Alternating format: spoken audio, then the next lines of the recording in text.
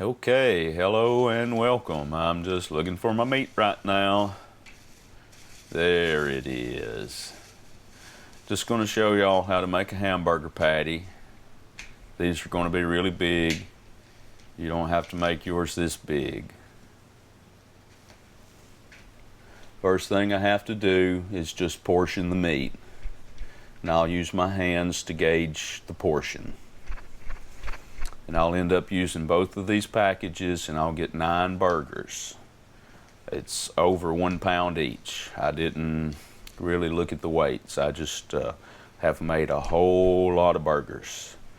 So what I do is after I go through each package, I kind of pick each one up and I start gauging the portion until I get it about the same. You don't really want to think about it a lot. If you hold your hands the same, it'll happen the same each time. And the way to get a good burger that holds together is you have to handle it a lot and slap it around. And this is what I'm going to be doing, handling it and slapping it. I just get a good rhythm going, and as you can see, in my other videos you're going to see a bunch of crap that looks like boogers on my sleeve. If you watch where I pulled my sleeve up just then, that's where it came from. So if it grosses you out, it's just hamburger meat. So anyway, back to what I'm doing.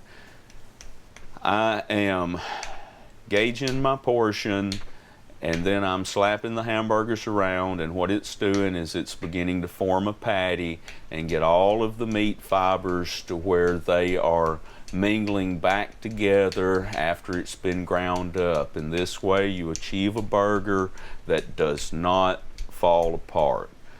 So I take the ball of meat and then I'm squeezing it in my hand, and as I move it in circles, I'm pulling it out with the fingers on my left hand, as you see when I turned it over, and with my right hand I'm squeezing in with my thumb and a couple of fingers on my other hand. And the more you slap it, the more it kind of makes those fibers line up. Now some of them aren't going to do it, so you'll end up with some meat fibers that are going one way, some that are going another, and you've weaved up a hamburger instead of making a hamburger patty. And what I'm doing is I'm making them a lot thinner in the middle so that they cook evenly. It's more like a donut, but you can't just take your finger and press a dimple into it like that guy on the Walmart commercial does. You actually got to be pulling this meat out to the edge as you're spinning it in circles, and then you take and you reform that edge. If you'll watch, you'll see I'm pushing in with my thumb whenever I spin it around. Then I turn it over, just kind of check to see that I've got it thin in the middle.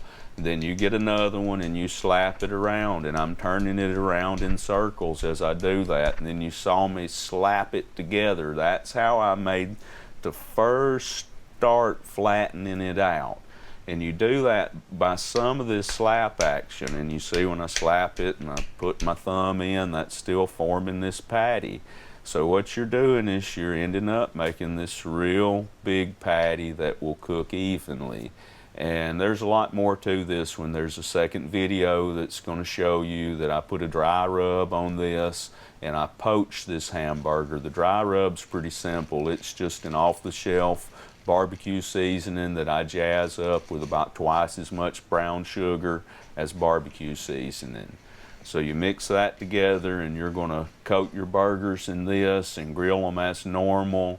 And then after that, you're going to poach them for 2 to 3 hours in a poaching liquid that is made from this same dry rub as you put on the burgers, that you can use water or beer or a little bit of both, and you poach the burgers in that for 2 to 3 hours. But that's a whole nother video that you got to watch for. Right now you're just going to have to watch this video 2 or 3 or 4 times and watch what I'm doing with the hands and my meat.